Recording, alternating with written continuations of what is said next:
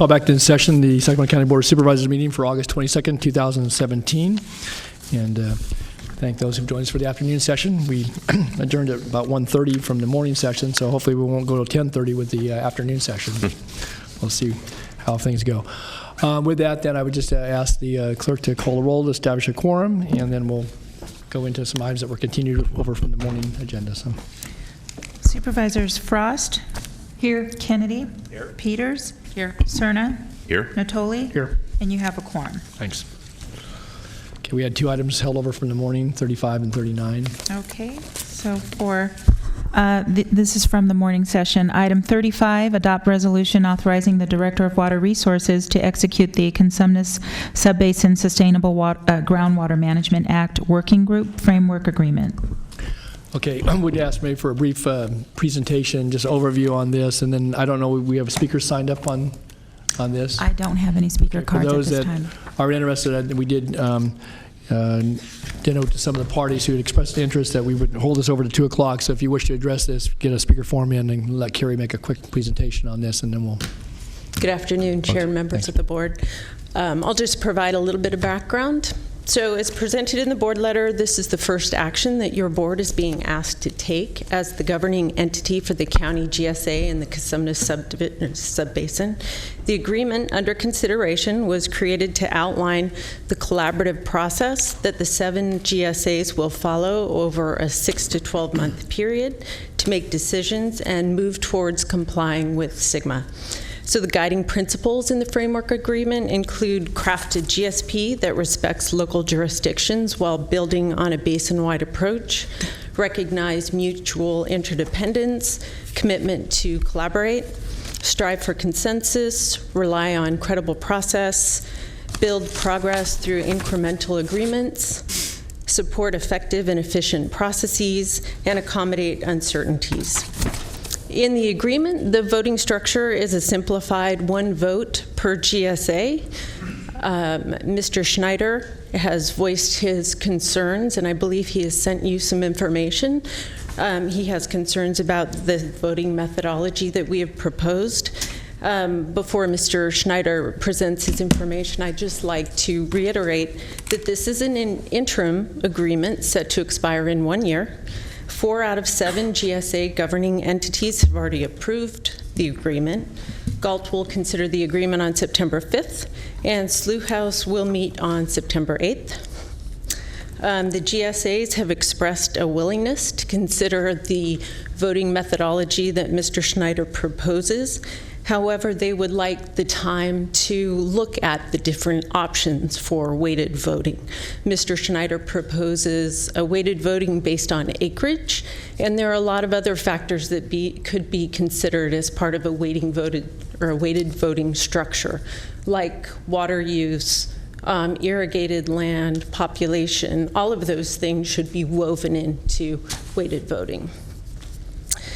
So the GSAs in the Consumnes Subbasin are focused on submitting a competitive grant application to state DWR to qualify for maximum funding for the GSP effort. We've been advised by our technical consultant that DWR will be evaluating how the GSAs in the subbasin are working together. And this agreement is critical to demonstrating that we are collaborating as part of our grant application. I strongly recommend that your board approve the framework agreement and authorize the Director of Water Resources to sign on behalf of the county. Okay. Well, thanks, Carrie, and thanks for your work and representing the water agency in this effort. I do have a question, maybe other members do, is before we hear from speakers. I can also put a picture up here just so you have an sure, that'd be image helpful. of, if that helps. Yes. Okay, thanks. And I may turn to council in a moment after we hear from the speakers, and just ask about some of the points that were raised in some of the written correspondence from Mr. Schneider. But as it relates to what's being proposed in this interim period of time, as you noted in the staff report in your presentation, this is to show a coordinated effort for purposes of a grant, but it's more than that, is it not? It is. Okay. Right. The grant application is just one of the things that we're focused on. As you know, financial support for the development of the GSP, and we are assuming that the GSP will be somewhere in the range of $1 to $2 million to develop over the next few years. And so the grant funding is very important to us, and so that's something that we're spending some time and effort, and it's something that we want to make sure that we're submitting the best possible grant application. So with the agencies that have been called out here, it'll be one plan with separate GSAs? Yes, there are separate GSAs in the subbasin, and it could be one GSP, groundwater sustainability plan, or there could be a couple of GSPs. So what's the grant going to call for? I mean, the grant money, is that going to, and that's only a portion if you're going for, whatever, say you get $500,000 or $1 million, but you're still not going to be, the plan that would be developed, who determines at what point? The GSAs retain their own authority if they've declared themselves as GSAs. Correct. It has to be a coordinated planning effort. But correct. So the plans, and so is this based on the assumption that by entering this interim agreement that people are going to work on the plan together and it's going to be one plan, or what point would you depart and folks say, no, we're going to do a plan for this basin over here, or for this GSA within the basin? I would say that from my perspective, and this is my perspective, based on information from our technical consultants, I think we have a better chance of getting funding from DWR if we're working on one GSP. However, the framework agreement allows for multiple GSPs, and so the framework agreement does not tie our hands with respect to decisions that we make moving forward regarding GSP. Okay, but who decides that? Is it this group? Because I mean, the voting methodology obviously has been questioned by some and supported by others relative to this interim approach. So is it this group coming together with the determination that there'll be one vote per entity that will make that determination about whether it's one GSP versus 2 or 3 GSPs? Or is that still retained authority by the GSAs? Each GSA would have the authority to do their own GSP. The group cannot dictate whether or not a GSA goes their own way. But if you're going to the state with a coordinator, so that's why I want to understand the logistics, because having read through this and thought about it a little bit. So if you go to the state and the grant is that we want to do a groundwater sustainability plan, and we're seeking the money and we're coming in coordinated, we haven't all necessarily agreed on all the points by any means, and we're distinct GSAs with a common interest, i.e. groundwater. So if you go to the state and say we want to do a plan, you didn't say plural plans.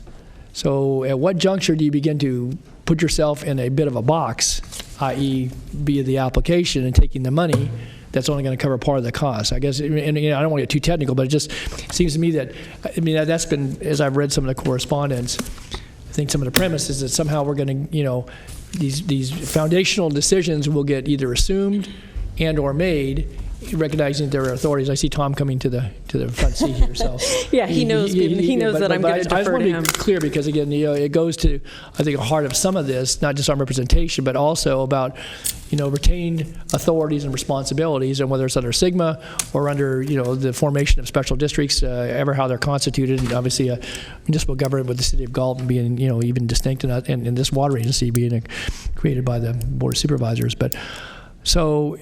Right, and I think your questions are good ones, and I think that Tom Goring, who, as you know, the Water Forum has been providing facilitation assistance to us throughout this process. Tom and his staff have been doing more of the work on the grant application, so I'd be happy to, defer those questions to him. And just a moment, I have one more question for you, and I know Tom must have to speak as well, and there may be other questions of you. The amount of money that's assumed, at least in this interim period of time, the near-term cost estimates, if I read this right, it's $176,000. Is that correct? Correct. And that's being borne by the Water Forum or by who? It's being borne by the Water Forum, and the Water Agency has a component of that. Ours being what? What's Ours being, I think ours is like $6,000. I can't remember what the number is. I believe it's around $6,000 though. Okay. So $170,000 by the water forum. And so is that reimbursable? Or is that just an assumed cost by advancing? Reimbursable through the grant? Reimbursable through the grant? Is that what you're asking? Well, or reimbursable. I mean, obviously there has to be some functionality to a finance plan going forward for how people pay for whatever they do, whether it's studies, monitoring, implementation, or anything else. And so is this a claimed cost that's going to be claimed against future? Right. Some of the work that's being done will be reimbursable through the Prop 1 grant. We also are applying for another facilitation grant, which will cover some of those costs for the water forum. Additionally, some of the work that's being done will be able to use as a match for the grant, the Prop 1 grant. So, last question then for the water agency for you is so how do we decide that $6,000 was our fair share participation of this? I mean, why not more? I guess you could say why anything at all. But I guess my question is that, the county, this board of supervisors, certainly the water agency not so much, but represents the entirety of this area that's affected by the planning efforts and so forth. And so how is it decided that the water agency participation is only $6,000 of that first $176,000? Well, I think there's a recognition that the water agency contributes quite a bit to the water forum. And so while we're not paying the money directly, we're paying we have $500,000 a year, through a little less. Water forum. And so are any other agencies contributing at this juncture? Not yet. Okay, well, I'm just curious. I'm just trying to, because again, my view have been that this is something that the county, you can argue water agency, but I'm going to wear the hat as a member of the board of supervisors as well, is that, we have sort of a great stake in seeing that it gets, followed through upon. Obviously, there's a lot at stake for everybody involved, but that the financial participation seems fairly modest, whether we contribute to the water forum or not. And it sounds to me like that may be coming back to the water forum via either future grant monies and or some other mechanisms that's yet to be determined. I'm just trying to get some sense about this. Sure. I should say that City of Galt has been very generous about offering financial support. I don't know what the number is, but they've definitely stepped up. Okay. All right.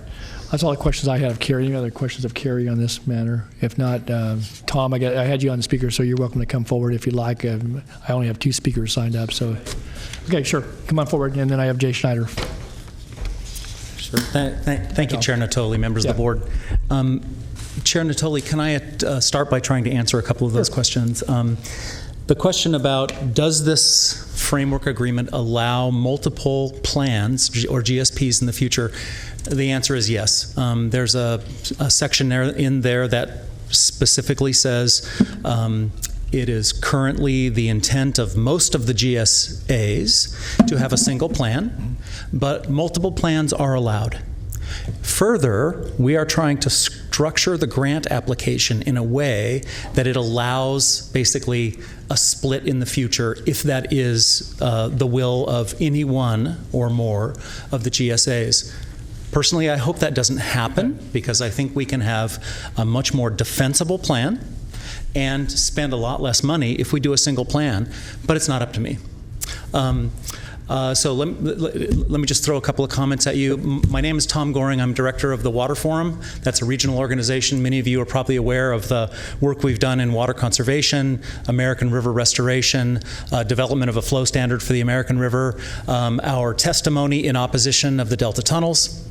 But we have also been involved for about the last 15, 18 months convening a group called the Cosumnes Basin Working Group. And these are, as Carrie mentioned, 7 distinct governmental agencies that whose formation was allowed under the new State Groundwater Act, the Sustainable Groundwater Management Act, or SGMA.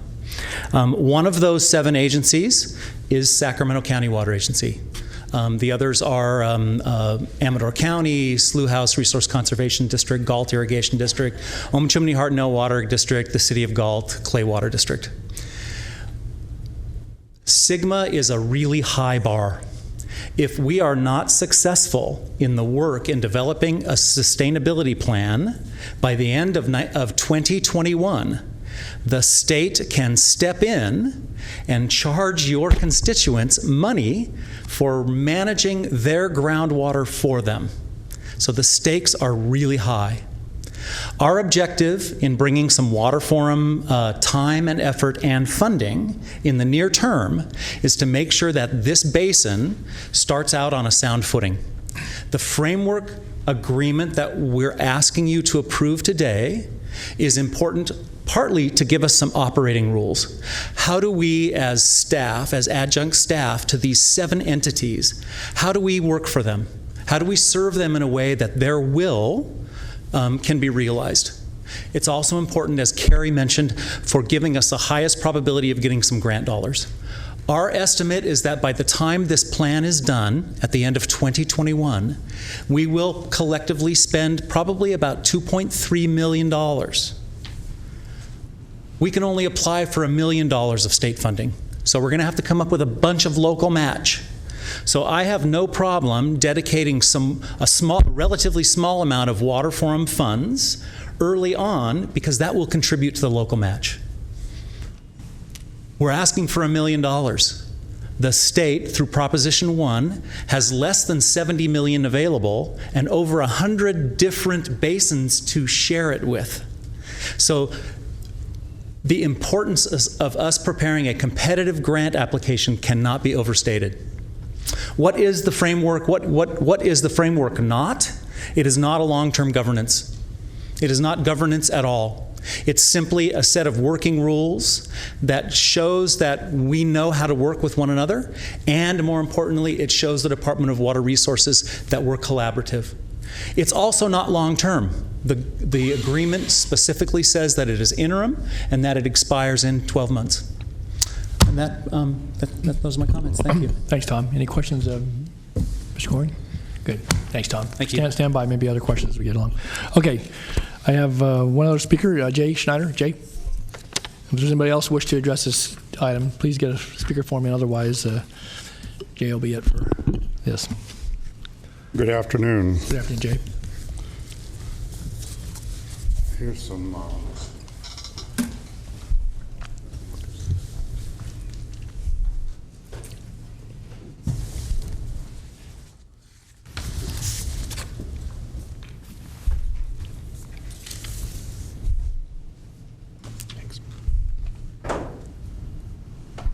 I don't know how you get that to fit. Just maybe they can come in, zero in on it. Just give them a second here. Let her distribute this, Jay, and before we start the clock.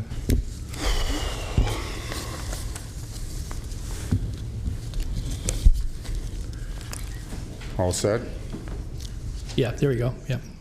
And I would just note, copies were distributed, so council did get a copy of this to take a look at. You should have, Krista? I've seen. Okay, I just mean, but I mean, this is similar I've seen the information. materials. Yeah, the same material, yeah. Oh, yeah. Jay had forwarded it previously, so, okay. All right, Jay, whenever you're ready. So good afternoon. So I'm Jay Schneider. I'm the chairman of the Sulos Resource Conservation District and a constituent. And I'm here as both parties today because I'm speaking for both. The Sulos Resource Conservation District, if you look at this graph, and I hope you all do, is 93,000 acres. The question that should be asked, Don asked the question, what's being voted on? The question should have been, who's doing the voting and what's the size of their constituency? Tom said that as a facilitator, he wanted to figure out what their will is. Does he mean the will of the constituencies or 17% of the constituencies? Carrie wrote, the simple voting method was selected to expedite the process. No amount of money and no amount of time is worth giving up to give up your constitutional rights to represent your constituency relative to their size. We have a situation where a constituency of just over 3,000 acres can nullify the vote of 93,000 acres. We have a situation where 25% of the basin's vote can be nullified by 6,000 acres. It's bizarre. If you look at the graph that I sent, this is the problem. We've got 17%, if you look at this yellow here, 17% of the constituency, 16.6 actually, of the acres of the total gets 57% of the vote. Remember, this is what we're talking about today. That's the only issue. 32% of the constituents gets 71% of the vote. So all this stuff about we're not going to do much and, well, we can get along is nonsense. This is some of the things we're going to do. We're going to negotiate a contract with the Department of Water Resources that will bind us through to 2022 when a final plan is approved. That's in the Department of Water Resources Proposition 1 requirement, that once you take that grant, your course of action is determined. So what we're doing now is determining the course of action that we must follow by contract until it's done. Some of these things. We have to come up with this coordination. This is off websites like, this one happens to be the California Water Commission. We got to do all this now in this supposedly interim thing. We got to come up with a governance to send to DWR when we get the grant. This is like a common spreadsheet. You see these kind of things or a timeline. This is all the things we're doing now. And then we're going to submit the grant. The easy part's going to be the implementation. This is where we need representation so all the constituents are represented. And decision, this is another example from DWR about, and it appears all over the internet, of these are all the things we're doing. It's not trivial, it's not interim. This is another one.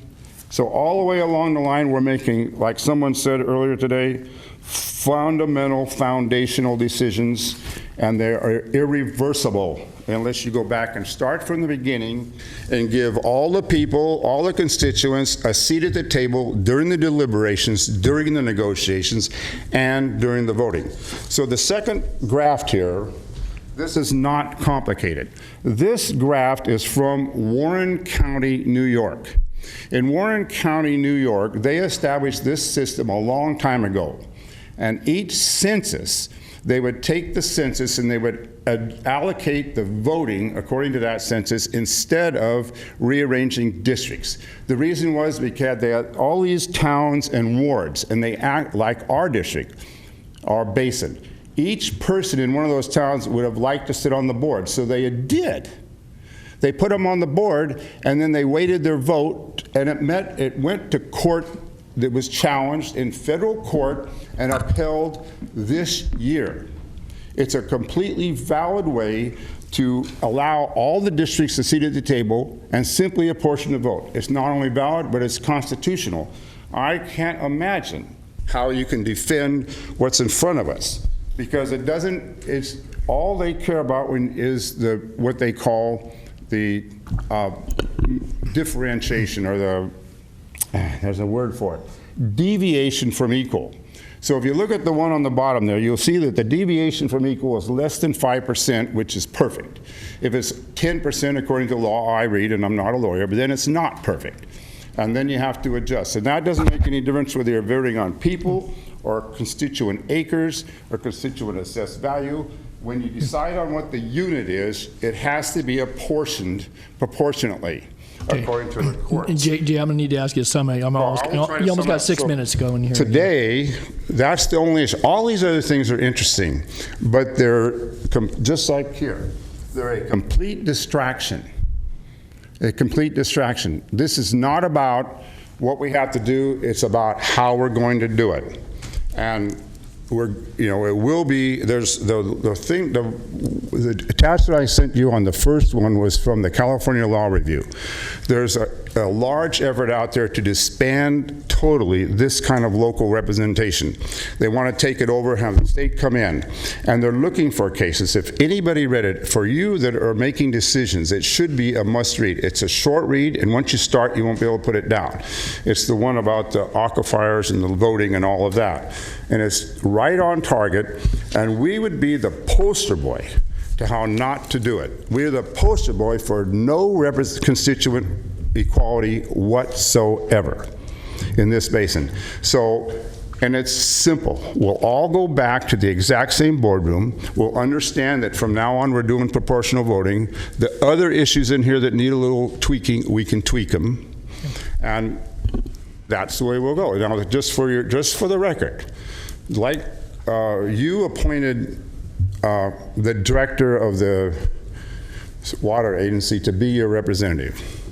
SUAS RCD, when we took the position a long time ago to become our own GSP, become our GSA and have our own GSP, we were promising that to our constituents in the hearings. Don, you were there at one of them, down there at Wilton Firehouse.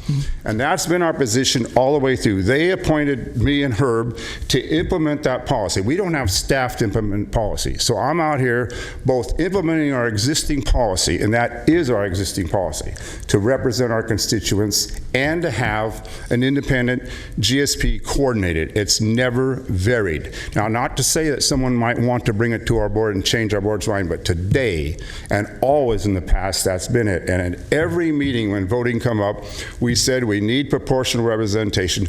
We can't have 93,000 acres constituents' wants and needs nullified by 3,000. Now, it's just that simple. So in this background material, there's lots and lots of information about the laws and the 1 acres and the overlying owners and the threats we're getting on retaliation and all that. I hope you consider it. I hope what you really do is send this back and say, come back to us relatively soon. Like somebody said, it doesn't have to be signed till the grant's being put forward, with a plan. And in that plan say, the governance will always be by those elected by those 7 GSAs and nothing else. Okay. Every constituent will be equally represented now and in the end. Okay. Thank you. Thank you, Jay. Okay. I don't know if there's any staff response to this. Is there any thoughts? If not, I want to ask maybe Krista, you might be the appropriate one to, because you've had a chance to see some of this. Yes, I've had a chance to review the materials that Jay has submitted. Mr. Snyder's off base here. There is no legal issue. There's no constitutional issue. There's no issue of equal representation or equal protection. What we're talking about here is not a governance structure, as Mr. Goring indicated. This is simply a working group establishing rules as to how they're going to play together in the sandbox and how they're going to submit 1 or more GSPs. You're not talking about creating a local entity. You're not even talking about creating a GSA. This is just ground rules for how we're going to cooperate and get something done. There are no legal issues here. There are no representation issues here. Furthermore, it's not being forced upon Slough House RCD, because if they don't like it, they don't have to sign.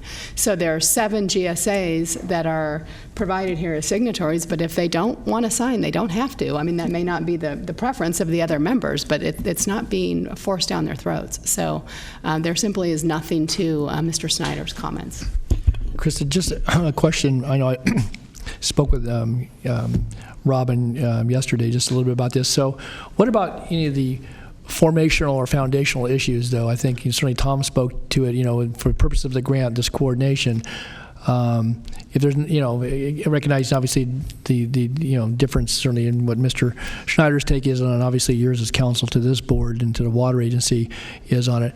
What about that? I mean, again, a working group's a working group, but if there are decisions that become the premise for then what happens later, and so I want to be, again, I want to be sure that your review that council has included that, because it's one thing for people to work together, submit a grant, but if you have, off-ramps as well as the ability for folks to retain the authorities that are vested, whether it's in this board or in Slough House or Galt City Council, Galt Irrigation, whoever it is, that's very important. So right. That is not what the issue that Mr. Snyder is raising is saying there's a constitutional argument here about how voters are represented. That's not what's happening here. You're talking about how votes are accounted for people in a working group. It's an entirely different scenario than if you're talking about drawing districts district lines, or if it's going to be votes based on land holdings or based on one vote per person. This is not the same thing. And even if the end result means that a GSP may be submitted that it may not be in the interest of one or more of the parties, that does not raise a constitutional issue. In one other question then, what about the proportional aspect? I mean, again, to the staff report, I read it, I mean, Jay pointed it out, but that for ease of, I guess, of a working group voting framework, it was assumed that, one entity, one vote. But there's nothing that would prohibit a proportional. It wouldn't necessarily be what it could be a whole lot of different things. I think Right. it could be, Right. There's no legal requirement as to how voting is done for groups of this sort. It can be whatever the 7 members want to do. Apparently, 4 of the 7 have already said this is fine. But if a decision is made to do it based on acreage or something else, or groundwater extraction, it could be any way, because there are no legal requirements on this sort of a structure.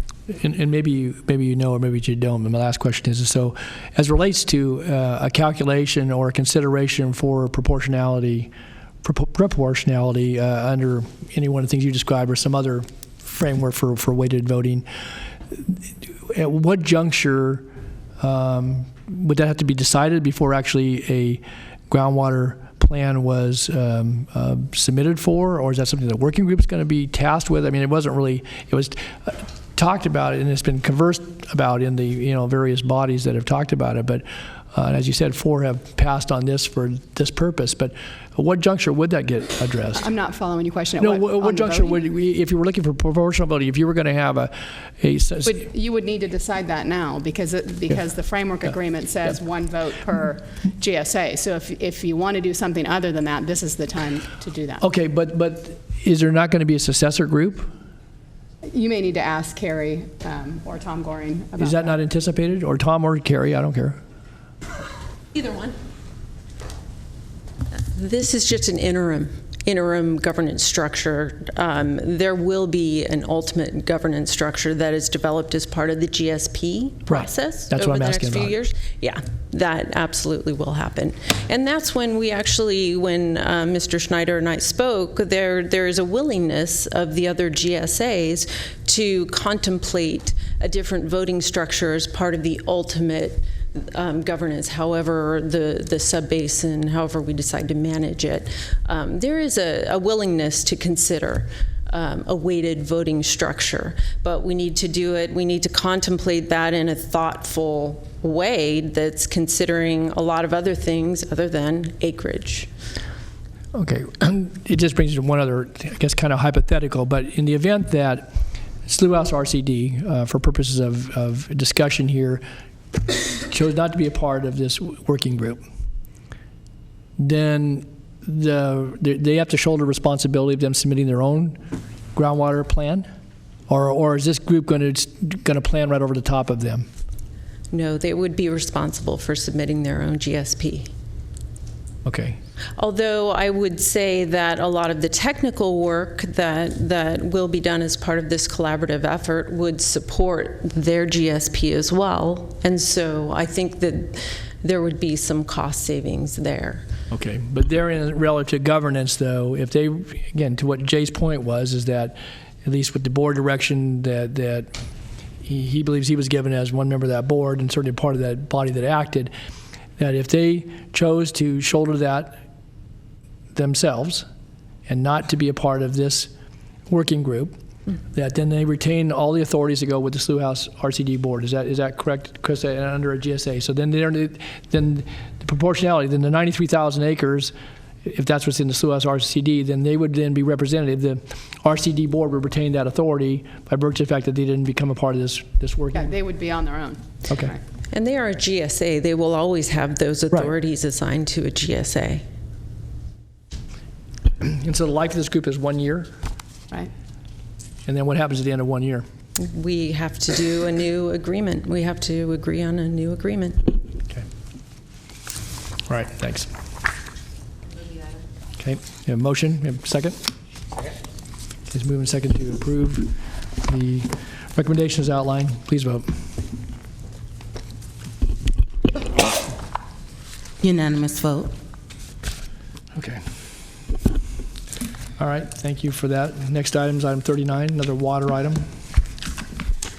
Item number 39, adopt resolution authorizing the Director of Water Resources to execute a cost-share agreement with the City of Sacramento to jointly participate in Sites Project Authority. Mr. Chair, members of the board, Michael Peterson has produced a document that we've shared with you that outlines what are the 3 bullet points that we'll be looking for in this endeavor. Michael, can you walk the board through those?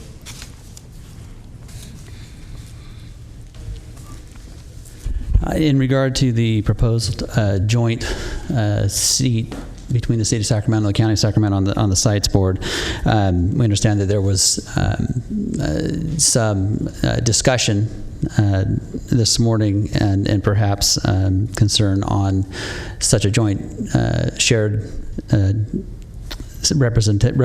joint shared seat on that board with the city, but and that's understandable. The city and the county are not necessarily aligned in all issues.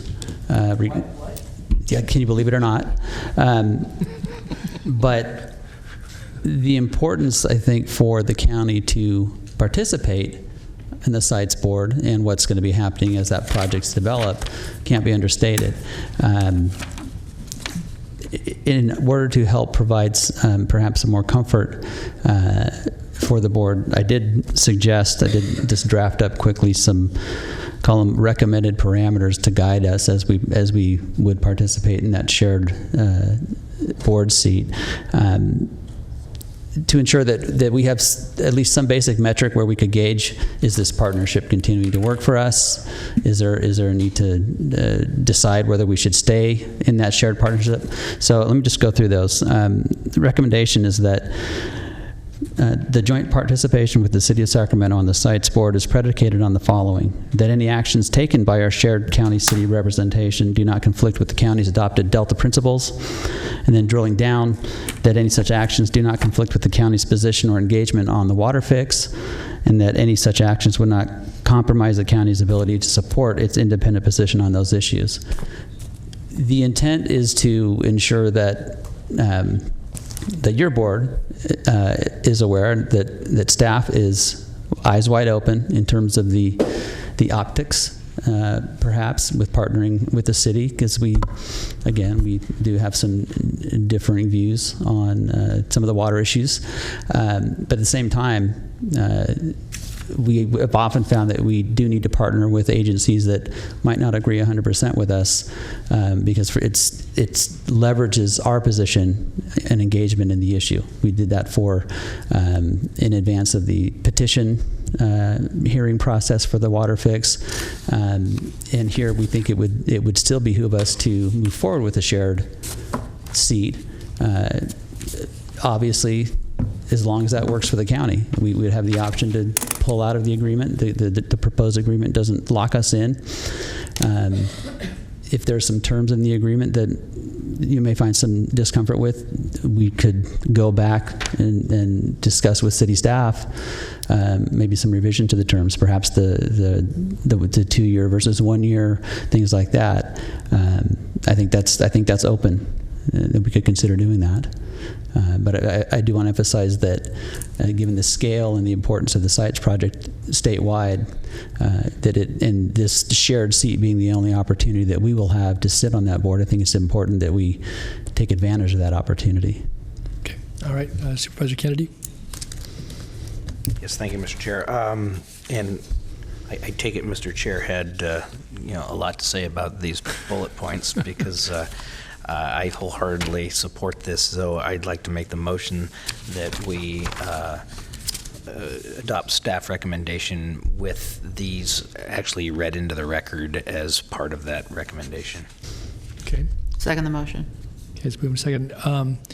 I just wanted to, I think to the last point you touched on relative to the rotation of the representation, being this is going to be fairly new, again, that this 2-year rotation, I don't know what's contemplated and happening in the first 2 years or the subsequent 2 years, but seems to me from the standpoint of a body where we're equally sharing that maybe annual rotation, I think it keeps people in closer contact. Otherwise, I think and again, I don't know, maker of the motion, seconder, or I'll wait on staff for the recommendation, but I guess I'd like to hear people's thoughts about that. It just, this is going to be new, but there's going to be Prop 1B monies that are under consideration over the next couple of years, or maybe decisions made around that. Obviously, we will have a vote that will have the built-in tensions and checks and balances that this has, but I don't think it's, without reason to say that maybe that'll be an annual rotation of representation relative to the person that actually sits there. So I don't know what you think, Supervisor Kennedy. I'm fully open to that. Yeah.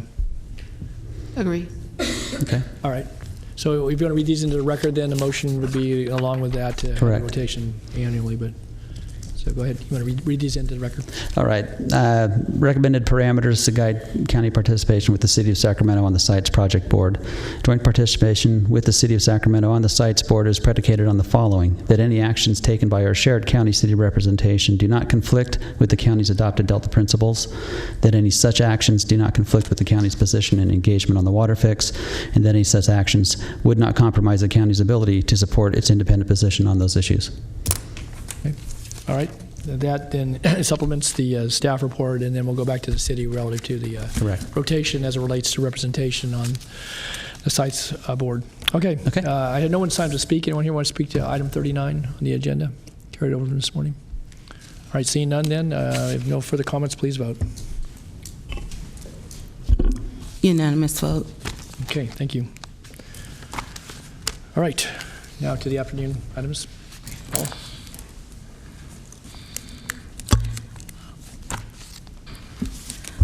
Item number 52, Morvay South Time Extension, a 5-year extension of time for a vesting tentative subdivision map to divide 13.4 acres into 70 residential lots in the RD5 zone for a property located 1,100 feet south of Florin Road and 2,600 feet west of Bradshaw Road in the Vineyard community.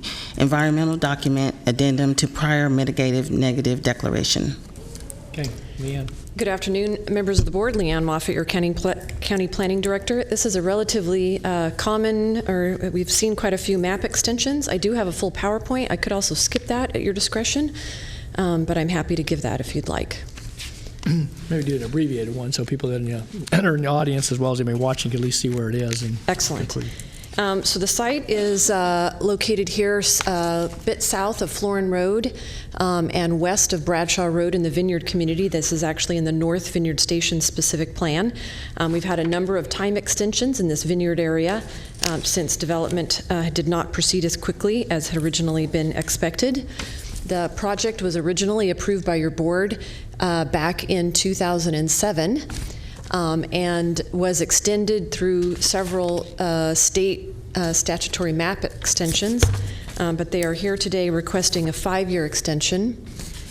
Here on the left shows the layout of the previously approved map, and there are a couple of photos showing the site layout and the area to the south of the project past the future park and school site. This was a vesting tentative map, which is required to come back to the board with a recommendation from the Planning Commission. They are requesting a 5-year extension. The CPAC unanimously recommended approval, and there were no members of the public or public comments at the CPAC meeting. And staff recommended approval to the Planning Commission, and so it comes to you with that unanimous recommendation with the specific actions in your board report and here on this slide. Yeah. Thanks, Leanne. Yep. Questions? If not, I don't have anybody sign up to speak. Anyone wish to address item 52, Morvay map extension? All right, seeing none, then I'll bring back to the board. I would move approval with recommendations outlined. Second. Okay, please vote.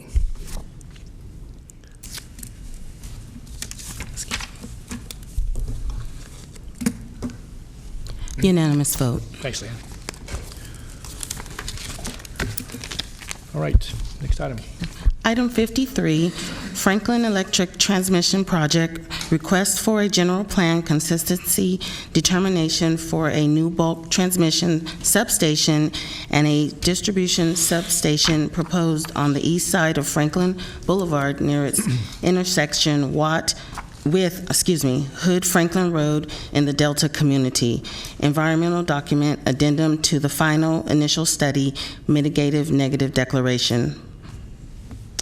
Good afternoon, members of the board. I did also want to note we have several representatives of SMUD here. Also, we have Susan Otto, Steve Johns, and Mike Diaz, and Mike would like to make some remarks before the board votes on this item, I understand. So the project is the Franklin Electric Transmission Project, and it is required under state law for the board to make a finding of general plan consistency, and so that's why we're here today. Leanne, excuse me, I'm sorry that Sure. David Morvay was here on the previous item. David, I didn't. Oh, I'm sorry. I don't know if he left. He was in support of. Okay. But my apologies. So I think we did what he was asking for, but I want to be sure of that. So my apologies. So go ahead. I'm sorry. Okay. This item is the Franklin Electric Transmission Project. It includes the construction of a new bulk transmission and distribution substation, a modification to a number of overhead power lines, removal of an existing distribution substation at on Bilby Road, and the project was recently revised to address some of the flooding concerns in the area. I know that was a topic of your board's conversation this morning, and so the site will be elevated around those flooding issues. This slide shows a map of the site. It is south and east of the town of Franklin, on the east side of Franklin Boulevard, south of the intersection of Hood-Franklin Road. It's in the overall Delta community. SMUD did do a variety of outreach to the public, including residents in Franklin and Elk Grove, and we did send a little over 200 notices for this item today. The request is really to review the compliance with county zoning code provisions, and in particular consistency with the general plan for the project. Here is a slide of the site plan, and one of the issues has been how to screen the visuals of the project from Franklin Boulevard. And the next slides, I'm going to show you some wall designs that they will be following. That wall will go along the west side of the project, on the left side of the graphic up here along Franklin Boulevard, and will wrap around a little bit to the north and to the south. And so there have been a fair amount of discussions about aesthetics and screening, and SMUD will be installing a precast concrete wall made to look like stonework. Here's an example of that type of precast concrete, and here's another example of that. So with regard to zoning consistency, staff has looked at it, and we have concluded that it meets zoning requirements.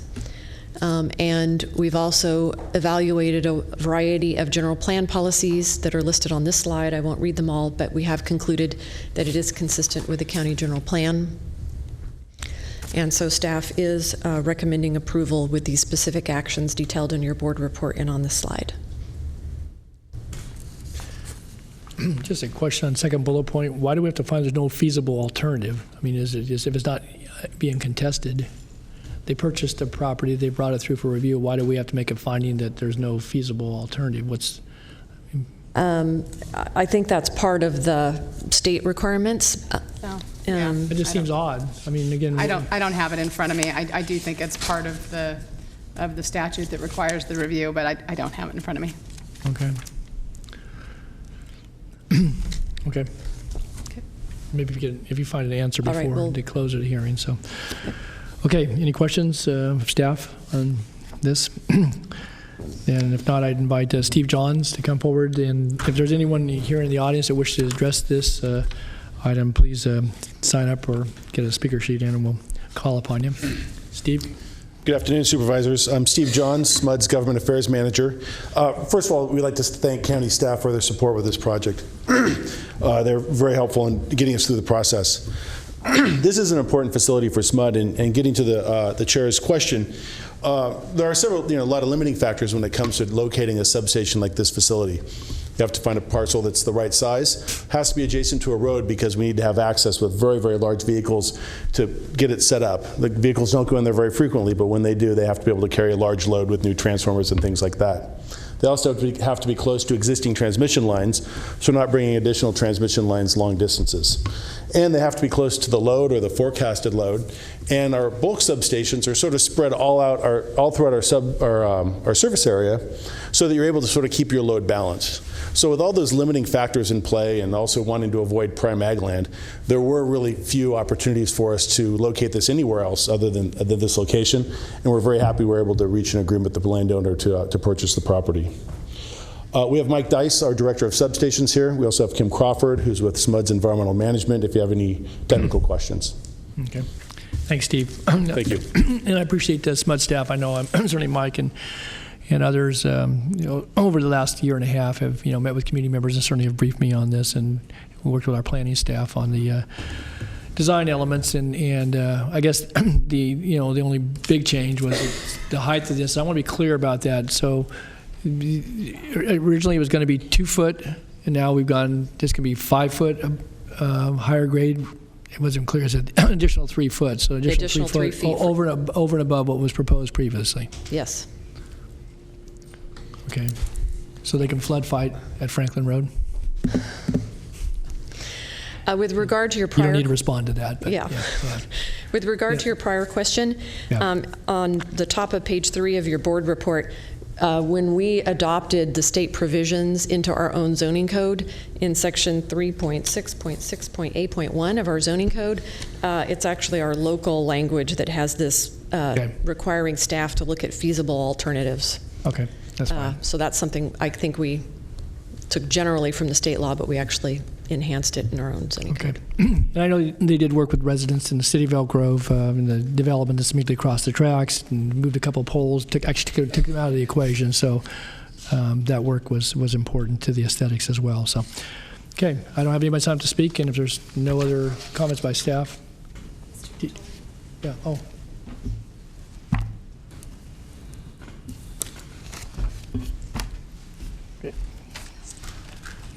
Mark, good afternoon. I thought I recognized you there. Been a long time, Mr. Leonard. Mark Leonard, property owner in the town of Franklin. Hi, Mark. I just want to make one comment about the aesthetics. Those poles they're big and they're getting bigger, and I was wondering through the old town there if they could be buried or they could be moved, because they're visually non-aesthetic. When you're pulling up there with the businesses and what have you. So that's my only comment. Okay, thanks, Mark. Thanks. Now, are the poles coming down through town? I thought they were coming down along the railroad tracks. Maybe Mike or something. Oh, okay. Yeah, so maybe Mike, you respond to that, or somebody from SMUD. I believe the poles are coming down behind along the railroad tracks, right? And you're going to eliminate that old substation there at Bilby, if I'm not mistaken. So let's get some clarification. Okay. Again, let's let Mike or Steve or whoever, but It looked like yeah. I'm Mike Dice from SMUD. I'm Director of Substations.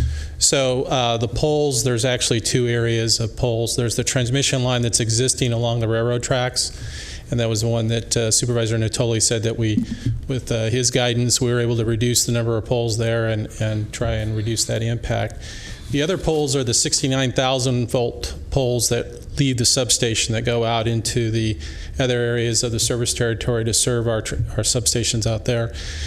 The poles that are currently on Franklin will be replaced by new poles, and they should be steel poles to replace the ones that are there today, because we're going to add new conductors on, new wires on those poles in order to get the additional power out from the substation. So along the Franklin Boulevard, we will be replacing those poles with new poles. So what about the question, I guess this is the first time it's really come up, you have a very small old section of Franklin there, Old Town section of Franklin, maybe 2 blocks, be used city blocks. What about undergrounding to that section in there where you have businesses fronting and so forth? I don't know, the poles, are they on the, seems to me, are they in the east side of Franklin currently, or are they on the west side? I believe they are. Okay. Yeah, I believe they're on the west side. Yeah. So a couple issues there. The first is there will always be poles there because there's 69,000 volt lines there, and SMUD does not underground 69,000 volts unless a developer comes in to pay for the additional cost. It's very costly to underground those voltages. The 12,000 volts that are there serve the buildings there, and so those are all set up for overhead services. And those would, again, be undergrounded if they were potentially under one of SMUD's current SMUD board policies, where we underground facilities when we work with a local county or city agency, similar to Hazel Avenue, recent undergrounding, Fair Oaks in Carmichael, and so forth. So currently, there is no plan to do any undergrounding in that area of the county. So you're going to have two sets of poles then? You're going to add another set of poles, the 69 kV going down through town that are going to be then mirrored by the 12,000 volt poles that are already there, the wood poles? They'll be all combined on one pole. So there's a 69,000 volt line that goes down Franklin at this time. So what we'll be doing is adding another circuit or 3 more conductors to the top of the pole, and then the 12 kV will be there already. So the poles that are there today will be replaced with existing or with a new pole, and then 3 more conductors or 3 more wires will be added to the pole. So it should look similar to what it looks like today, except 3 more conductors on the pole, and the poles will be changed out to steel. So is there any ability to space those out more? Again, you got to have power. I'm all in agreement there, but we never had this conversation, very frankly. Sure. It did come up. And the aesthetic, again, I think about Old Florentown, for example, where we did underground utilities there, and but I also think about Fair Oaks Boulevard, where we did underground utilities, and the night and day difference that it makes.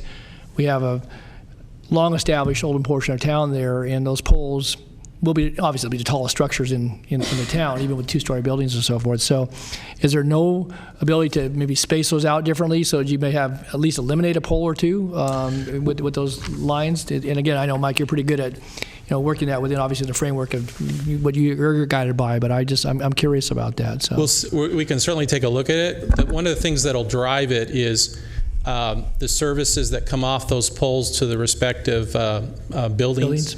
So there will be a transformer there to serve the building.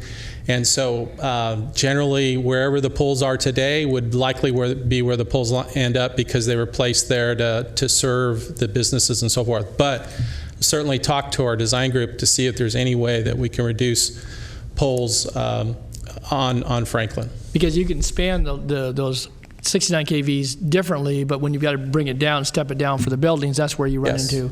I know we did in some of the other areas of the county. Only other thing we have to be careful of is if we get too far, or we get outside the easement with our conductors. So if the wind blows real hard and the span is too long, the conductor can swing and it'd be outside the easement. We don't want it to be over the top of buildings or blowing into other things. So we'll definitely take a look to see if there's a pole that we can reduce. Well, again, I would like us to do that. Again, I work on the substation. You've certainly kept faith on that. We didn't have this discussion about the poles. I appreciate Mark's been a long time property owner and resident there in Franklin. And I know we do have thoughts about someday maybe coming in, working with the community there to do something that would bring some further improvement aesthetically to the to that part of our community, which is in the unincorporated area. And again, those poles, once they're in place, are going to be there for a long time, obviously, and an important part of the infrastructure. So again, I think with that commitment to look at see if there's a way to space those differently, to move them in a way that would provide less visual impacts, I think would be very, very important to not just the businesses and the property owners and residents, but I think just for those who pass through there. So we'll definitely do that. Are the heights any different? They'll be slightly taller because there's more wires on the pole, so they probably will be a little taller than the existing ones. The existing are what, 40 feet? 30 feet? They're probably more like 55, 60 feet. Not sure, but that's usually about what we'd end up with a pole that's got the amount of facilities on it. Okay. It's about that range. Okay. Well, again, I would again take your comments here to be a commitment to see what we can work with. Again, certainly maybe get Mark's information as well. I don't know whether he attended any of the workshops in the past, but I think it's an important consideration. So. Understood. Okay. Thanks. Thank you. Okay. Good. All right. Thank you, Mark, for being here and making those comments. And I take it that SMUD will work with some of the folks there, see what we can do to minimize the impacts as much as we can. So, all right, with that, then I would move the staff recommendation. Second. Okay, please vote.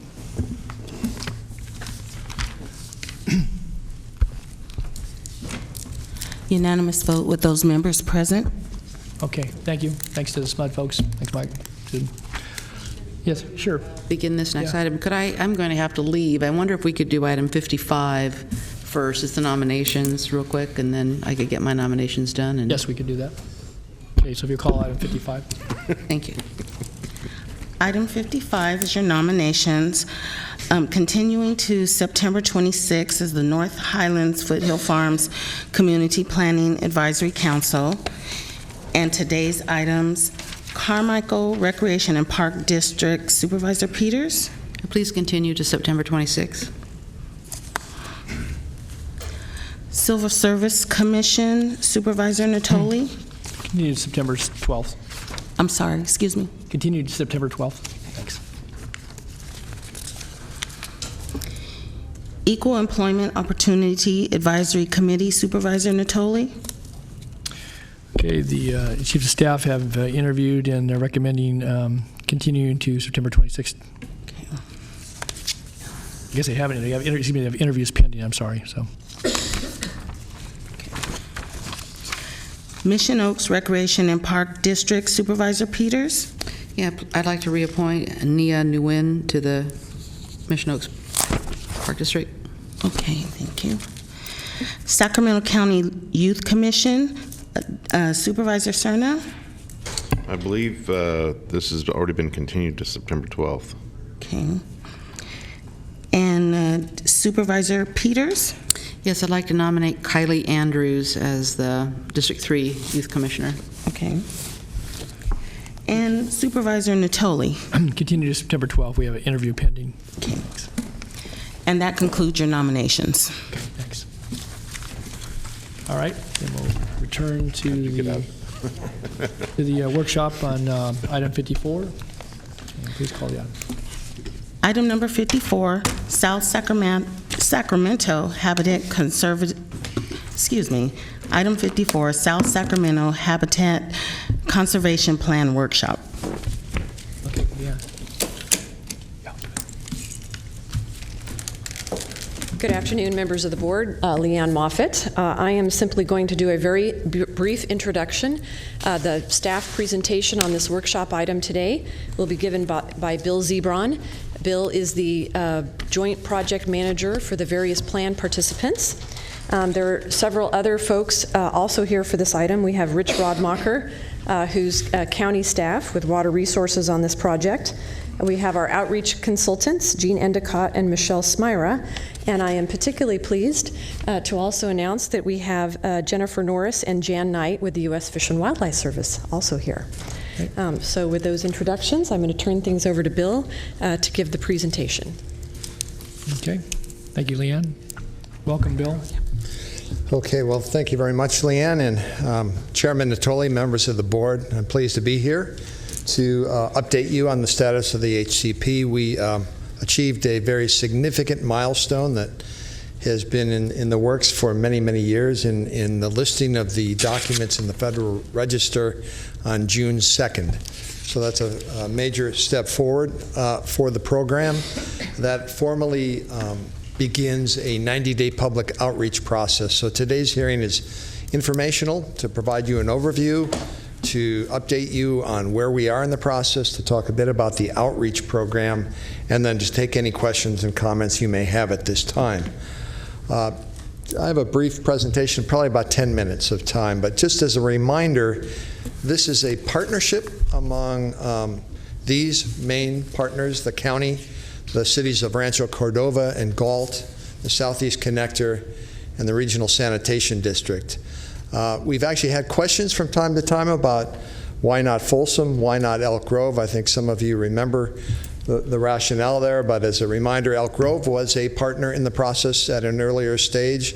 They withdrew from the program when their previous expansion of their sphere of influence south of Camera Road was likely to be denied in front of LAFCO, so they felt that they didn't have as great a need for the plan, although we continue to work with them on areas within our urban service boundary, urban development area that may eventually come into their city on ways that they can take advantage of the streamlining. Folsom, basically does not have the type of species in question that we're talking about in this area, not the resources that require so much of the federal oversight. So wanted to clarify that because that comes up from time to time. So why are we doing this? As a basic reminder, again, not only is it the process, the existing process, costly and inefficient, the existing permit-by-permit process oftentimes does not wind up with good conservation in the very end. Fragmented is usually the word that's used. So all stakeholders, really, the development industry, the environmental industry, the regulated community, the regulators, don't see it as a very workable program. Importantly, there's a relatively new policy that the Fish and Wildlife Service is promulgating now, and if you have any questions on it, Jennifer Norris, the field director for the Sacramento district, the Sacramento field office of Fish and Wildlife can verify this, but the policy is to move away from individual permitting, to actually bring all projects in under these regional plans.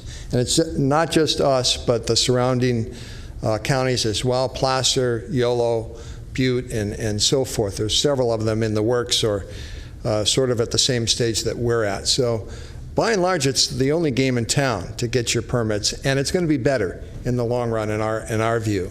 So our goal is to come up with something that's more predictable, achieves better conservation, and also brings the decision-making from the federal level to the local level, an important factor as well. Just some reminders on what we're trying to do here. For the first time anywhere in the United States, we have an integrated program on a regional level that will not just cover the Endangered Species Act, both state and federal, but also the Clean Water Act from the Corps of Engineers, as well as the state corollaries, the 401, water quality certification, and so forth that support that. This is really, truly a milestone, so really what our goal here is to come up with an integrated program that covers all the bases in one program rather than in a piecemeal fashion. We are seeking 50-year permits, both on the Federal Endangered Species Act and the State Endangered Species Act. That's basically the time period that we're looking at. We're looking at 28 species, so it's not just the listed species, but others that may become listed, so that we do this comprehensively in one time over this time period. And I want to also point out unequivocally that we will do it through voluntary conservation easements, by and large. 90% of the preserves will be established through the easement program. There is no eminent domain as part of the effort. In fact, it's not only built into the plan, but it's built into the JPA agreements and formation documents, so that that entity that will ultimately run the program will not have that authority. There's an integrated aquatic resources program that, again, will cover all the water side of the permitting. And then your standard EIS, EIR, joint document, it'll be implemented and paid for through a mitigation in lieu fee program, and then ordinances will support the implementation. Again, a reminder in the plan area, you've seen this a few times, but just to point out, not quite 318,000 acres, bounded by Highway 50 on the north, the border with San Joaquin County on the south, El Dorado and Amador County on the east, and the river on the west. The gray areas show the areas of future impact where that take might occur, projected to be 33,600 acres, with a preserve system ultimately of 36,000 acres. Several preserves have already been established or pre-negotiated with major landowners within that urban development area. Those are very important, especially for the vernal pool species. But much of the rest of it will occur outside of that urban development area and then what we call the non-UDA. So the conservation strategy, basically, it's better because you can look for large blocks of habitat that you can interconnect, better for the species, better for the communities that they inhabit, minimizing fragmentation and so forth, and building from existing preserves. There will be project conditions to protect the species, especially in the urban area preserves. And also importantly, not up on the slide, but protections for the landowners. We get questions about that as well, about is safe harbor a possibility.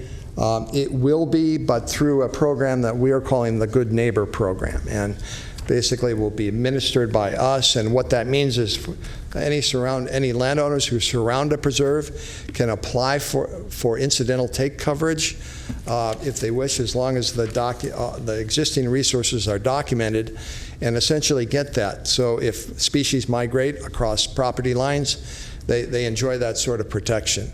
We're honestly not aware of where this has ever really been an issue. I want to point that out because it comes up from time to time, but we have built that into our existing program. The Aquatic Resources Program I touched on a little bit. It's really looking at large landscapes rather than, pockets or small vernal pools that really don't have a lot of value other than, obviously supporting the species, but nevertheless, we're looking for the largest bang for the buck that we can get. There will be a streamlined permitting process that is associated with the plan that will, for small projects, allow us to actually hold the 404 permits, and then for larger projects, the Corps will still retain that, but it will be streamlined considerably, with time frames reduced to maybe 60 days for what they call a letter of permission, and a maximum of 6 months for very large projects. But we expect that there will not be many of those. So that's been a major step forward, I think, in this program. Again, implemented through an ordinance and the in-lieu fee program that I mentioned. Financing mainly through developer mitigation fees. It's a primary source. We've done quite a bit of rather sophisticated economic analysis based on existing sales out there, land values, pro formas of what restoration costs are, and also looking at programs that have been implemented elsewhere, and using all of that information, as well as relying on what we think is a very good economist who's done a number of these plans around the state. Endowment will also be in part of that to ensure long-term operation and maintenance. I've mentioned the ordinances. We're working on sort of a jumpstart program right now. That is to say, getting some conservation easements on the ground before the plan is actually permitted. We're feeling fairly optimistic about this, that we could have a significant amount of acreage in conservation easements of valuable habitat prior to the time that the permits come into place. At the same time, we're setting up a system to ensure that there's a fair process and that others down the road have the opportunity to sell easements who may be interested, as long as they meet the criteria. The final thing on this slide is the implementation, and that is going to be through a JPA. That should actually be the South Sacramento Conservation Agency. That has been approved previously by your board, as well as the other member jurisdictions. You will have 3 seats on that board, as well as Rancho Cordova will have 2 and Galt will have 1. So the one thing we'll ask is that you consider your appointments sometime after the public review is over in September, because we will need to get that entity up and running. It will ultimately need to approve the plan along with the member agencies as well. We are also working on a first-year program plan for that for the JPA, so that we can be bringing that back to you prior to the time that it is established. The next 2 slides cover the public outreach, and then I'm going to wrap up with kind of where we are in terms of schedule and where we're going. We've been doing an extensive amount of outreach, and prior to that Federal Register listing, at least since I've been engaged in this effort over the last 3-4 years, we've had as many as probably more than 50 meetings, but total stakeholder meetings with the CPACs, with the main interest groups, the environmental groups, the building industry, the landowner communities. I mentioned the BIA, developer representatives, as well as workshops in front of yourselves, as well as the other plan partners and our congressional representatives. Since June 2nd and planned through September 5th, which is the end of the public review, we have 18 workshops planned. We've conducted, I think, 12 or 14 to date, hitting all the CPACs. We'll be back in Cosumnes again tomorrow night, Southeast on Thursday, and I think we have Vineyard as our last one. We've met with ECOS, the ECOS board, the Northern California BIA board. Those have been very positive meetings. We're meeting with Farm Bureau and Cattlemen's again next week. The the Chamber, et cetera. The Sacramento Environmental Commission last night, County Planning Commission, and 3 public open house workshops have been completed. So the meetings will continue through that September 5th period up until the time that we conclude formal public review. So this is my last slide. It's kind of where we are right now in our adoption schedule. As I mentioned, the review period closes on September 5th. We'll go into a period of intensive review of the comments, responding to them, preparing the final EIS and EIR, and making any final revisions to the plans, HCP, and the Aquatic Resources Program. And with a little luck, hopefully we'll be into agency hearings and adoption just after the first of the year, moving towards the end of spring of 2018, and then submitting for permit issuance at that time with the adoption of the plans. So my hope is that this program overall will be operational before the close of calendar year 2018. So that is it. That concludes my presentation, and I'm more than happy to answer any questions right now. Board members, questions of Bill? Bill, thank you for your presentation today. I do have a couple of questions. One, as it relates to the good neighbor policy or approach. You said it maybe the first time it's been done, but so does it require adjacent landowners then? You said they have to establish some sort of baseline or some sort of survey. So maybe just walk me through this, but I guess my simple understanding of it is that we take an easement through the Conservancy Board for a particular species or species, and that if an adjacent landowner has an issue, assuming it's a farmer or a rancher probably in most cases, that in order to kind of provide somewhat of a shield as it relates to species who may not know barbed wire fences as being a boundary, right, and or the tree that's on one side versus the tree that's on the other side, protected and or not, then the responsibility is going to fall to the adjacent landowner then to pay the cost of the survey and to invite biologists or whoever onto the property, and then has to walk me through what that process is, and and how much, I guess, onus it puts beyond what's already in law for farmers and ranchers relative to what they can do on their property. Well, that is correct. The Good Neighbor policy is basically going to mirror how the Safe Harbor program works right now. So if a landowner, adjacent landowner, wants to enjoy that Safe Harbor protection, they would apply for it through the Fish and Wildlife Service, but would need to do the very same thing, document the species that exist right now, because the coverage won't be for what's there, it will be for what might be there in the future as the result of the adjacent preserve. So yes, it's true. The landowner will need to cover that cost, but it's no different than what it is today. What's different is, and we think is really a benefit, is that there will be a public noticing process around that potential conservation easement preserve. I think it's 500 feet we've determined. I may need to check that amount. All of the surrounding landowners will be notified publicly.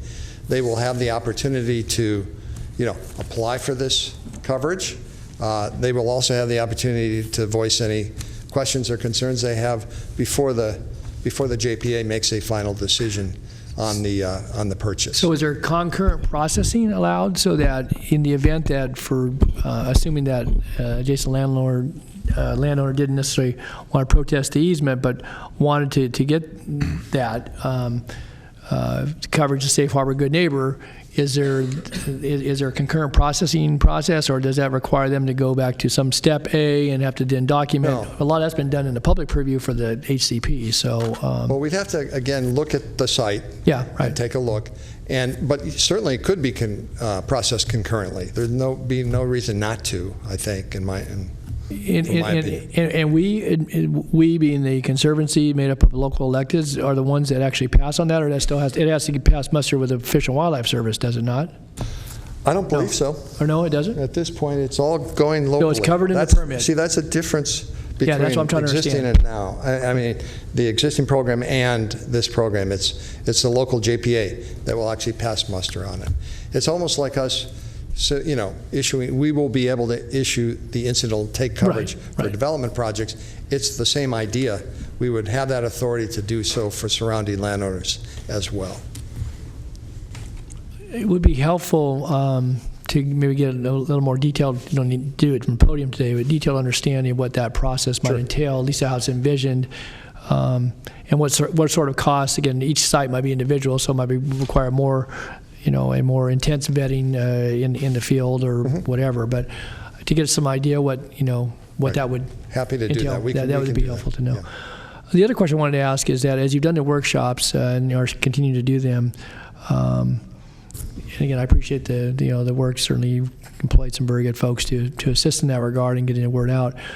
What beyond some of the landowners, obviously, that own land in the rural areas that may have habitat that would be important to an approved HCP, what's been the organizations you've gone to? Farm Bureau and Cattlemen's, obviously, there are a couple of folks in the audience today that are members of those organizations. Because again, I think a lot of this relies upon, certainly currently, but in the future, not only goodwill, but obviously, participation, voluntary or not. And I guess I'm curious as to, again, you've kept me brief to some degree, but in the last few weeks or whatever, where are we at with that piece of it? Again, that's not the only piece of it. There's a lot of moving parts here, but sure. Yeah. Well, I think from the standpoint of all the stakeholders we met with, and I'll touch on all of them. Yeah. Okay. The building industry, I think, is behind this. Mm-hmm. And I think they've really, they've gone from this thing will never happen, to we see that this really has traction and we like what we see.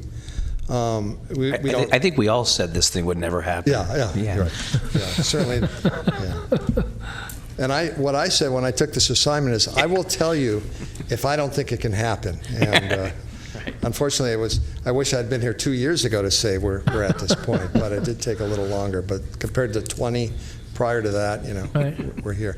In any event, I think we're enjoying that kind of support at this stage from the building industry, from the Chamber of Commerce, we don't have anything formal yet, but we in fact have been working with 3 or 4 of the major landowners to actually make sure their projects are completely consistent with the HCP right now, so that when this comes online, they are ready to go.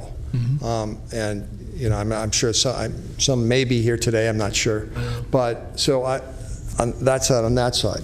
From the environmental point of view, certainly we've met with ECOS and we've had their involvement all the way through. We had a very good, Rich and I met with the ECOS board last month. That was a very rich discussion. I think through that Q&A, they began to understand how this could really work to meet their needs in terms of habitat and so forth, but also implementation. I will say both parties that I've mentioned want to understand what their roles will be down the road, how the implementation will occur, what stakeholders, will they have a seat at the table, and they will at the TAC, So I think that's a real positive for us at this stage.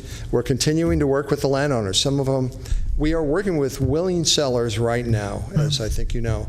So there are potential and existing willing sellers of easements as we speak. So I don't see an issue there at all. Of course, there are some that have questions that they've posed. We may or may not enjoy ultimate support there, but we're answering all of the questions to the best of our ability. Some of them we can address, and some of them, it's just going to be part of the process. But the eminent domain, the willing seller question, the safe harbor, all of those sorts of things, I think are what's built into this program that don't exist today. So with regards to, use the Farm Bureau, because that's the local constituency of farmers and ranchers and those involved in agriculture in one way or the other for Sacramento County.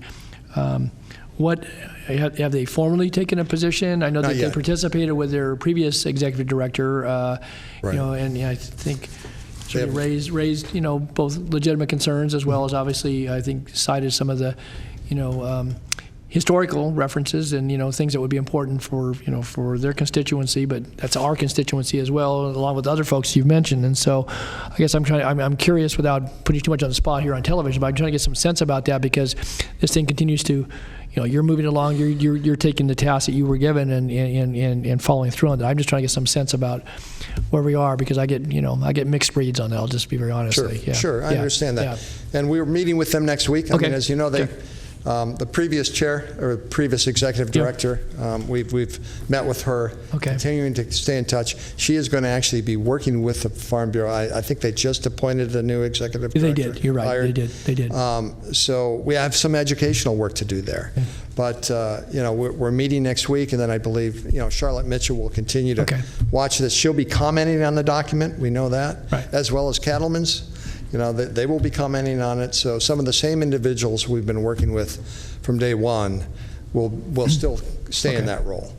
And I guess I would just maybe summarize, and certainly something that I've said before, so kind of echoes or reiterates what I certainly as an elected representative, but recognizing that the HCP is very dependent upon areas that are not contemplated for development, wouldn't be developed, or would be limited in some fashion or other because of the habitat values and the species that either reside there or could utilize it for forage or whatever the particular aspect that it would be conserved for. But that is in all the rural portions of the county, most of them in District 5, some in District 4. And I think it's important, certainly for the organization that represents. It doesn't reflect everybody's ideas, but that's going to be a very important consideration. I know you know that, but I know obviously we have representatives from Fish and Wildlife Service, because those are the rural lands that will in large part remain rural, but certainly have as much business associated with them in lots of cases because of the production of agricultural products and goods, and also animal husbandry with livestock and so forth. And I just think it's going to be important, willing seller or willing not, or not, that I think the implications that some see with some of what you talked about previously, that if you introduce species or you conserve lands in the midst of an area that's actively farmed, how does that fit? Long-term work or not. It may work great from a conservation strategy, but it may not work good for the farmers on the other side of that fence. And so, again, recognize there's a lot of balances here. I just think it's going to be very important as we, close in on, certainly the comment period, but also then, as you've laid out here, come back for, decisions by this board and obviously by the member entities on this. And so I know you've done a lot of work, and you can only do so much, but I just think that's a real critical piece. And we won't be the first one, but we certainly, have worked for 20 years plus to try to get to a point where we can, find the common ground as necessary to have a plan that could be successful to meet the obligations that would come with it, and some of the, I guess, the benefits that would accrue to certain parts of the constituencies. But the farmers and ranchers and the rural landowners are the ones to some degree are going to bear the effects. They may be positive in the eyes of some as it relates to retained open space or species and so forth. On the other hand, for those that farm and ranch, I think they're wary in some cases of some of the implications, because there's other examples, whether it be good ones or bad ones elsewhere, where it may not have been a good fit. And so I just think it's really important, because we are coming down to decision points. And I know, Bill, you've devoted a lot of effort, so I'm certainly very respectful and appreciative of your work on this effort. But I just think it's important to keep that in perspective as we get closer to decision time. Understand. Yeah.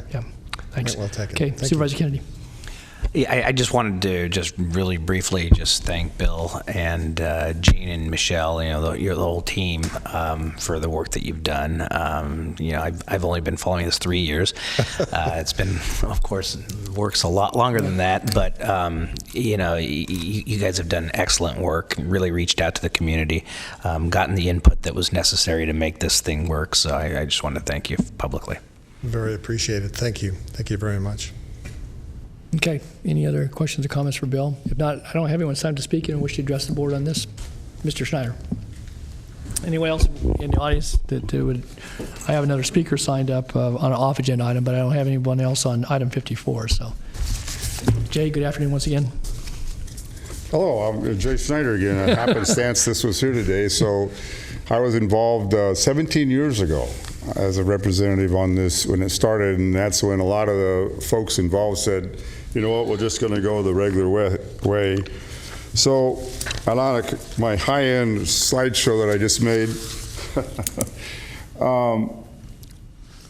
and by the way, this has not come to the Sioux Resource Conservation District. I'm sure it will, because our district covers almost all that area from Grant Line Road east in the county.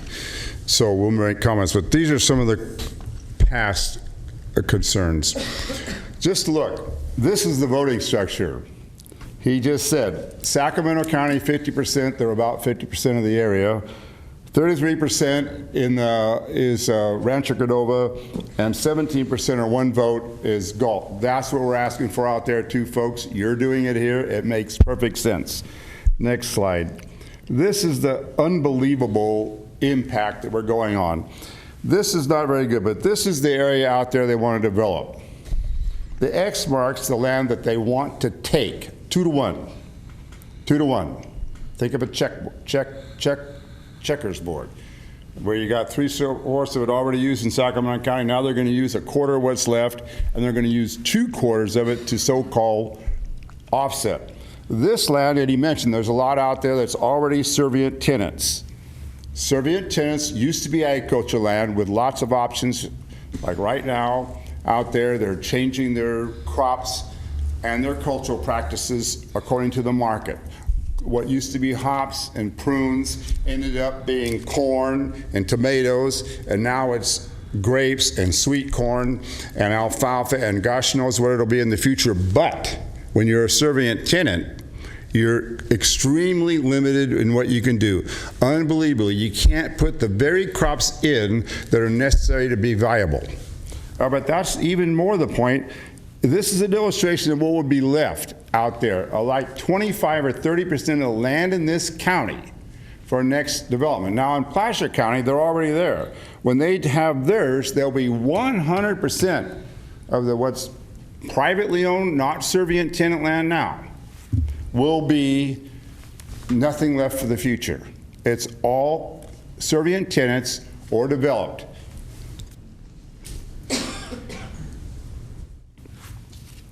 Like I said about the culture practices, willing sellers, some of you might remember they had one of these HCPs out in North Natomas. It was going to be all willing sellers till a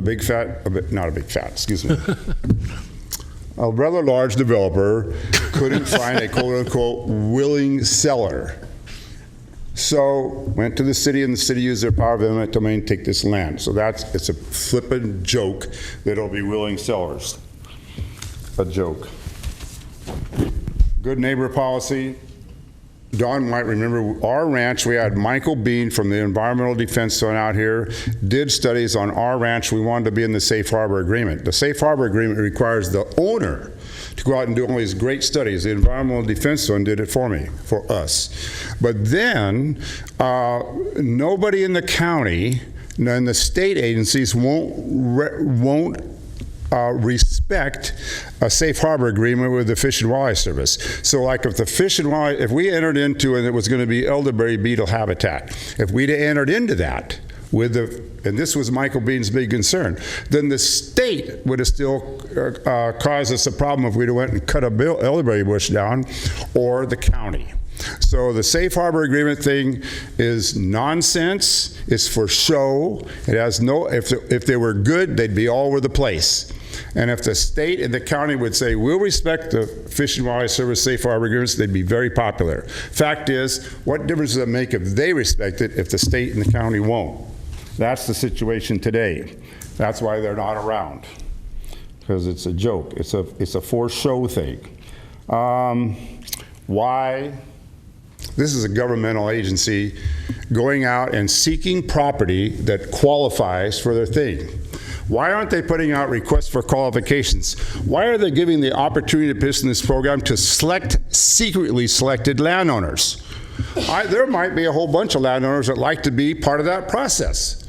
Why isn't there a RFQ going out so that they have an equal opportunity? Why is it all sneaky? What is that about?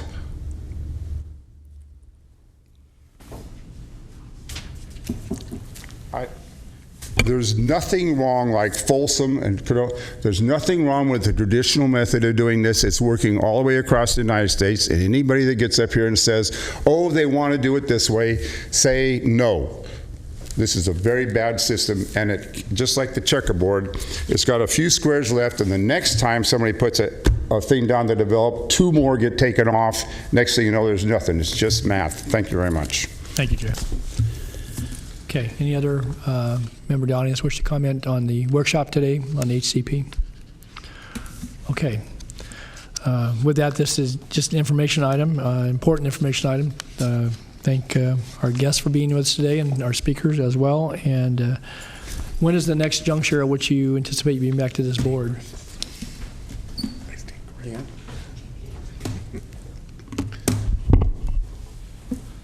We will be preparing an item addressing the JPA assignment. That would probably be the next check-in point. And then obviously, ultimately, we'll be doing an adoption process. So that's sometime off.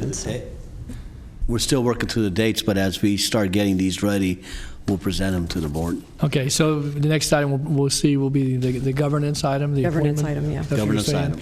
I do think it might be wise to have an update. I'm sorry, Rob. No. To have an update at that time as well to accompany that item. So Yeah, correct. I mean, we'll get it as quickly as we can. Okay. I was hearing fall in the background, but I want to make sure that we have everything lined up rather than get a date, and we will communicate to you when we are ready to bring that back to you. Well, the fall gives you a lot of latitude. That goes to December the 20th, so you got a long, you got a bunch of time in there. Rob, are you going to add anything? No? Okay. All right. Very good. And then we'll see this back on our agenda again sometime during the fall. Maybe. Okay. All right. That then concludes the agenda. Any other items, Paula, for this? No. We do have some another off-agenda speaker. And with that, I have Robert Silva. Robert? On behalf of the Human Service Coordinating Council. Yes. Bob, good to see you. Good afternoon. Excuse me, Bob, just hold 1 second. Bob. Sure. Please exit quietly. We're still in session. Thank you. Great. Okay. Again, my name is Robert Silva. I'm the chair of the Human Services Coordinating Council of Sacramento County, and I want to thank you, number one, for giving us this time to speak today.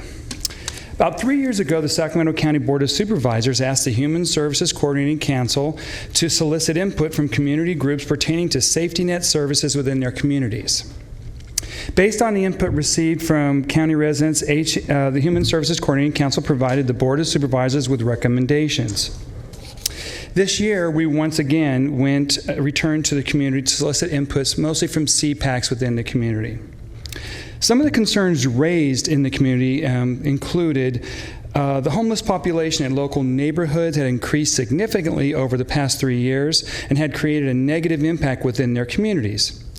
We did not hear didn't hear many concerns pertaining to the American River Parkway, other than that the recent flooding may have pushed the homeless into their communities. It was recognized and noted that officers and deputies are very limited in their enforcement option, and as a result, the homeless were simply moved from place to place. Many community members felt that the homeless were more dangerous and aggressive than 3 years ago, and we really saw fear for one of the first times. Instead of the sympathy, it was sort of a fear factor. It was agreed upon that substance abuse and mental health issues were believed to be the dominant root causes of homelessness in local neighborhoods, as cited by the community, and mostly what was spoken about was methamphetamines and alcohol. Community members did not believe that there had been any improvement in availability of services. Additionally, lack of transportation was seen as a barrier to access services. Members of the community expressed frustration at the lack of progress in addressing local homelessness within their communities. In response to the concerns that were raised in local neighborhoods, the Human Services Coordinating Council offered the following recommendations to the Board of Supervisors. Number one, simplify the process. Simplify the process for consumers to get into the system to access services. Our system is intimidating and difficult to navigate, especially for people struggling to make it day to day. People should be able to access needed services when they are ready and motivated. The county processes should be redesigned to accommodate the consumer-driven goal. expand peer outreach navigator services. This is a follow-up recommendation from the last report of 3 years ago when we recommended the initial investment of navigators. Today we recommend you expand navigator services to help homeless people problem solve their way out of homelessness rather than waiting for limited shelter and subsidized housing options. Well-trained peer outreach workers help people explore personal and community resources that may be available to them, while also helping clients navigate administrative processes that inadvertently limit access to services. Expand access to access points in neighborhoods throughout the county. This is also a follow-up recommendation from 3 years ago when we recommended the expansion of service intake and delivery sites in communities throughout the county. Local neighborhood-based services access points improve a neighborhood's ability to address the unique challenges they face while reducing the traffic associated with a single large service. Their fear was they would have large lines in their communities. To the extent possible, it is recommended that the county partner with service providers to expand services that are available and co-locate with existing programs to minimize neighborhood impacts. If you have any questions or concerns regarding the outreach to our local neighborhoods and the feedback we received or the recommendations that we have offered, please feel free to ask any questions at this time or contact us. Thanks, Robert. I guess I kind of have a question now. Today we've heard from Children's Coalition, we've heard from the Human Services Coordinating Council, and it's, some of this is in advance, obviously, of, in referencing other things we talked about, but I know the process, and I think you were involved in helping to make sure that we heard from our advisory committees in a timely fashion. And again, this doesn't refer so much to what the content of what Robert's talking about, but where I guess the groups have felt compelled to come off agenda rather than giving an opportunity and maybe in advance of final budget considerations or other policy matters for this board. And I'm getting the sense, and having talked with another advisory body and some of the representatives yesterday in a meeting, that somehow we need to, give the opportunity, the forum for our advisory bodies to, bring the recommendations, whether it's budget and or policy related. They can always show up here, but there are our appointees, and they're certainly do good work in the community. So I don't know, It seems to me that we need to get a handle so that again, I appreciate Robert being here and them taking time to put together a letter, and it's certainly current and relevant. But this is the second one today, and I guess I'm kind of getting the sense that somehow folks maybe figure out they didn't get a chance to really input into the process. So Mr. Chair, I wholeheartedly agree. I was going to say the same thing. Okay, sorry. Robert shouldn't be here on items not on the agenda. We should agendize these things. Yeah. And I mean, certainly. We have a process that we go through. We reach out. We get input from everybody. That's what the June budget comes in. These were items that we had asked them to look at, and I think if our understanding was that the request came in through some of the board offices, and we did not realize that they were coming in to address some of these issues, and I think we can improve our communication on that. But their opportunity is through June budget. Our departments meet with them on a regular basis, as you know. And in the future, if they need to come in and make some presentation, give input, absolutely we'll put them on as an agenda item, not off agenda. Okay. We were a little bit surprised about them coming off agenda too. That's not the process we've been using. But this was a specific request that we had, and by the time I realized what they were coming back to report to you on, my preference would have been to have that as an agenda, because you specifically asked them to go out and do this, so you should get some input. And if there's any follow-up, there's not an opportunity. So I was going to speak with Mr. Silva after this, see if that when we come back, that the board might have some interest in having some more follow-up done. Sure. So I need to just talk to them about it. And some of the other ones that came, as you recall, in the June budget, we had a lot of our boards and commissions that came in and gave us testimony. So somewhere there's been a link that's not formed. We need to reestablish that. Okay, and we can agendize this. I think this is good. I mean, it's in advance, obviously, and again, because I don't want to just kind of fall flat. You don't hear much comment because it wasn't. We didn't. Until you hand this out, you get a chance to really reflect on it. So no, it's not going to fall flat. Mr. Silva did provide letters. We have it, and I need to just sit down with Paul himself and Sherry and and chart a path on this. Yeah, and I think, again, where we ask on this one, certainly as the Human Services Coordinating Council, but in other cases, whether we ask or not, I mean, they have an appropriate role, and so I think we need to try to see if we can, polish up those lines of communication and the conduit to allow them to come before this board, and I say at the appropriate time, but I think whatever that timing is, and to get agendized. So I would, work with you, Mr. Yeah, no, we'll work with them. And to be fair, sure, Bob. We tried to hit every CPAC. The only one we couldn't hit was the Delta because it had been canceled. Those went through June. And then we did not meet in July. So August, we wanted to go to our council to approve the letter to bring here. And we felt it was important to bring this information to you. We know you're making some very important decisions coming up, and we thought you would appreciate this information. We will, we do, and thank you for the effort. That's a lot of CPACs to get around to. There was 19. There's a lot of travel. I enjoyed every one, though. Is it really 19? I think. I could be wrong. No, There's a lot of them. If not, it seemed like 19. No, he's right. It's 19. I think it's just the urgency they felt to bring this back is what caused this. Okay. Otherwise, this would have been on the agenda. Good. Okay. Yes. Good. Very good. Okay. Yeah, Well, thank you, Robert. Appreciate thank it. you. Thank you to the coordinating council and to its members and for all the outreach. This is helpful. So Thank you very much. Okay. All right. That was the last off-agenda speaker, and so I'll turn to County Executive for his comments, and then we'll go to board members. Very sort of a good segue. September 6th, 9:30 is our final budget deliberation for this calendar year. And what we have is 2 days that we've reserved to go through our budget and invite everybody that's listening. If you want to come testify, that's time for you to give an opportunity for you to come down. What we plan on doing is that we have we've balanced our books, if you will, using that nomenclature, that we have some recommendations to make. And some of the programs that the board was interested in, we're going to present you some funding packages, and we'll go from that point on September 6th. And we have September 7th reserved too. Okay, and we have closed session tomorrow beginning at 1:15. Is that sufficient time for us? That is correct, 1:15, and then we have another session at 2 p.m., and the main item there is neighborhood cleanup at American River Parkway. That started with our June budget. We had another discussion on July 11th, where the board asked us to come back on this date with what are some of the funding options that we have, and we're going to present those to you. Okay. All right, very good. All right, start to my right. Ms. Frost, any announcements or questions? Okay. Mr. Kennedy? So we'll be done tomorrow at 2:30? It's all in your all's hands. That's Thursday at 2:30. Mr. Cerna? None, thank you. Okay. I did just have one item, and it's come up in conversation recently. Actually, I had a meeting yesterday, and it relates to our bingo ordinance, the bingo ordinance. Bingo.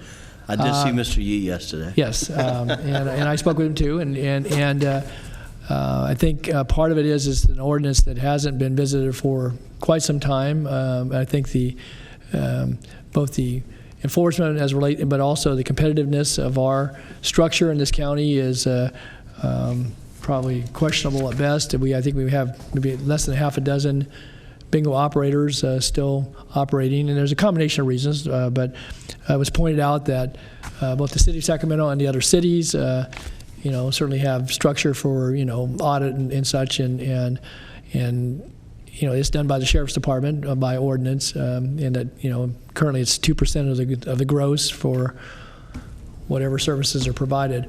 But I guess I'm going to put it out there that I think it would be wise for probably your office, working with council, to take a look at maybe there's some currency that needs to be addressed in our ordinance that doesn't, go in any way to, make it, less enforceable or, have a good, strong, set of criteria for licensing those operations. Recognize it is gambling, but I do think that it might be worthwhile. Again, otherwise, sense I got is that one of the mainstays in the unincorporated areas are going to look to go elsewhere, and likewise, there's only, like I say, less than half a dozen still in operation. So I think if we got to look at where we are point in time and whether there's anything that can be done to allow folks to make the choice where they want to operate relative to the county, if they want to continue to operate and still have those things that are important for the integrity of the operation as well as our licensing. So again, if you could